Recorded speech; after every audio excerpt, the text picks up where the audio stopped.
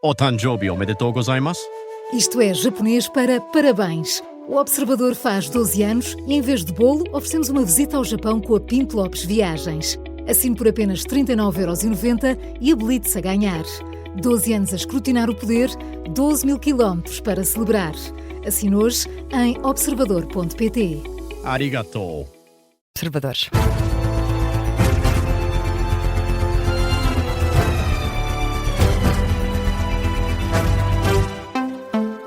Jornal das 7, edição da jornalista Beatriz Félix, e começamos com o Primeiro-Ministro. Luís Montenegro admite ter recorrido ao Tribunal Constitucional sobre as declarações relacionadas com a Spinum Viva. Mas ainda assim recusa ter apresentado novos recursos contra as decisões da entidade para a transparência. O Primeiro-Ministro apresentou junto do Tribunal Constitucional apenas os recursos que já tinham sido entregues nesta entidade. Ora, a nota do gabinete do Primeiro-Ministro diz apenas que Luís Montenegro está a exercer um direito que tem.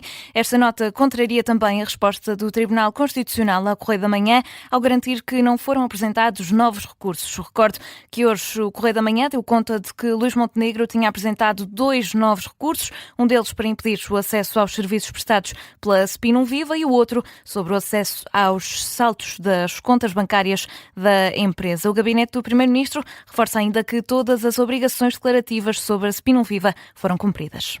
Isabel dos Santos festeja a decisão do Tribunal da Relação de Lisboa sobre o caso FASEC, diz que a verdade vem finalmente ao de cima. A decisão do Tribunal revela que a empresária e filha do antigo presidente angolano agiu de boa fé e sem abuso do direito ou de forma fraudulenta quando pediu um empréstimo para financiar a participação na FASEC. Em comunicado, Isabel dos Santos diz que fica claro que não utilizou fundos públicos nesta operação. A Relação de Lisboa concluiu então que não existe qualquer conclusão judicial de que a aquisição da FASEC tenha sido financiada pelo Estado angolano. Pelo contrário, o Tribunal diz que os processos judiciais descrevem uma operação financiada através de crédito bancário exclusivamente privado. Na nota que divulgou às redações, Isabel dos Santos argumenta também que depois de anos de especulações e acusações, fica então demonstrado que agiu com integridade, transparência e sentido de responsabilidade e, sobretudo, a colocar os interesses das empresas e também de Angola acima de interesses pessoais. E na política, Mariana Leitão acusa o Chega de não ser um partido sério no que toca à urgência da revisão constitucional. À margem de uma visita à Feira do Livro de Lisboa, a líder da Iniciativa Liberal comentou que o Chega não pode ser considerado um partido sério, isto por agora já não considerar urgente que seja feita uma revisão constitucional.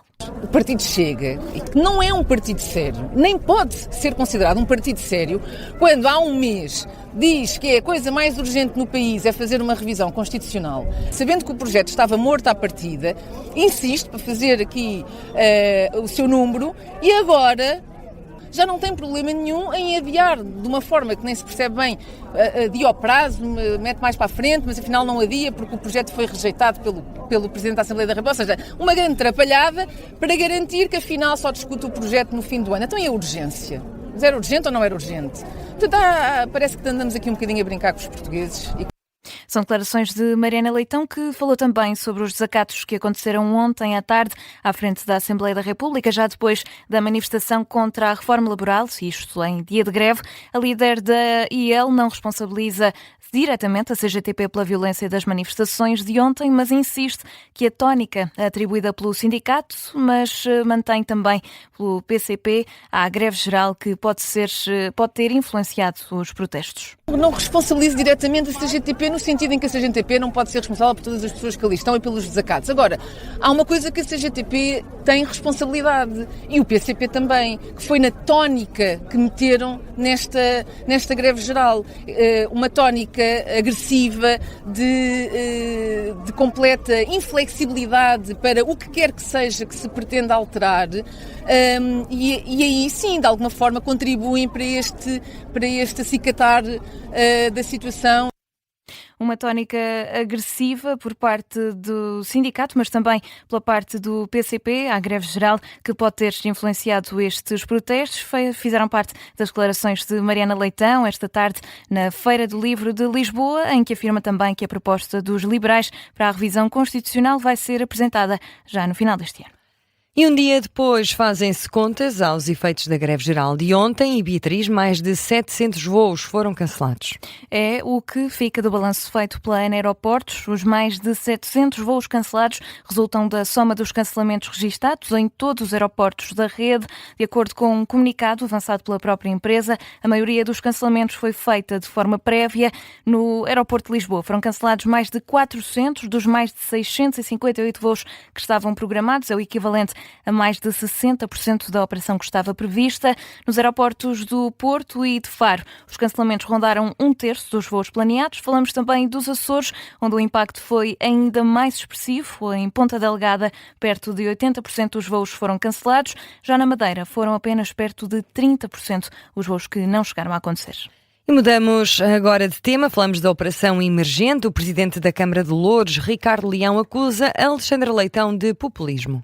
Em causa estão as declarações da vereadora do PS em Lisboa, que defendeu que os arguidos deviam suspender os mandatos. Sérgio Sintra e Carla Madeira, 2 vereadores do PS na capital, optaram por não o fazer. Ora, numa entrevista ao Observador, Ricardo Leão diz que a posição assumida por Alexandre Leitão é populista. Há aqui uma tentação de sermos populistas. Isso é mau. E por isso, arguído é arguído, culpado é culpado. Portanto, se todos os arguídos, que já houve tantos arguídos neste país, e que depois viu-se que não deu em nada, Agora, de facto, para bem de uma suspensão, é algo, obviamente, que cabe a cada titular a tomar essa posição. Mas foi populista Alexandre Leitão a dizer logo que suspenderia o mandato? Eu, sinceramente, acho que sim. Ricardo Leão, em entrevista no programa Vichy Soase, o presidente da autarquia de Loures e antigo líder distrital do PS em Lisboa, não alinha na tese que o Ministério Público esteja a perseguir os socialistas. E precisamente depois deste jornal temos Vichy Soase com o convidado Ricardo Leão, é para ouvir depois deste jornal. Seguimos com as notícias. A próxima semana traz uma nova subida do preço dos combustíveis. É um alerta deixado pela Associação Nacional de Revendedores, que avança que desta vez será apenas uma subida no gasóleo, que deverá aumentar cerca de 4 ou 5 cêntimos por litro. Já a gasolina deverá manter os preços que estão tabelados neste momento. Para já são apenas estas as previsões, com base na média semanal e que ainda podem mudar, tendo em conta o habitual fecho dos mercados, que acontece já amanhã. E a União Europeia já processou 90 milhões de registros no novo sistema de controle de fronteiras. No mesmo período foi ainda rejeitada a entrada de 40 mil pessoas, 800 das quais representando riscos. Os dados foram hoje divulgados pelo Comissário Europeu dos Assuntos Internos, Magnus Brunner, à margem da reunião dos ministros da tutela no Luxemburgo. As declarações surgem numa altura em que a Comissão Europeia já mobilizou 25 agentes da Frontex e cerca de 8 milhões de euros de investimento em infraestruturas para apoiar Portugal na gestão das fronteiras. Tempo ainda neste jornal para falar de futebol. O Benfica confirmou que o Real Madrid quer contratar José Mourinho. Foi depois do vídeo de apoio do treinador à candidatura de Florentino Pérez que o Benfica enviou um comunicado à CMVM, a Comissão de Mercados e Valores Mobiliários. A Sada Encarnada diz que a candidatura de Florentino Pérez manifestou a firme intenção de contratar José Mourinho caso venha a vencer as eleições deste domingo. O Benfica informa então que, se tal cenário se vier a verificar, a contratação será feita por um valor de 15 milhões de euros, o que é correspondente à cláusula de rescisão do contrato. Marco Silva deverá seguir em frente e ser o substituto de Mourinho ao comando técnico dos Encarnados. E na seleção nacional, José Sá diz que Portugal está entre os candidatos a vencer o Campeonato do Mundo. Um dos 4 guarda-redes que integra a convocatória foi hoje o porta-voz da equipa nacional na habitual conferência de imprensa. O questionado pelos jornalistas sobre as hipóteses de Portugal, José Sá diz que o país está entre o lote de candidatos.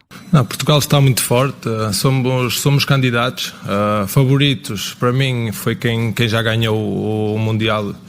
Por isso, acho que somos candidatos, estamos a trabalhar bem e, como já disse antes, queremos ganhar todos os jogos para, no fim, sim, poder levantar a taça.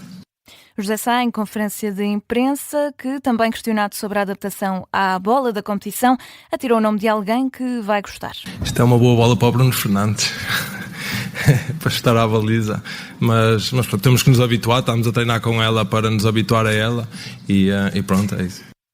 José Sá, um dos guarda-redes convocados para a Seleção Nacional, representar Portugal no Campeonato do Mundo, que está a preparar precisamente a competição. A equipa nacional joga já no sábado, um amigável frente ao Chile. Vai acontecer no Estádio do Jamor. E é o ponto final no Jornal das 7, edição da jornalista Beatriz Félix. Regressa às 7h30. Até já. Até já. E já a seguir temos nova edição de Vichy Soase.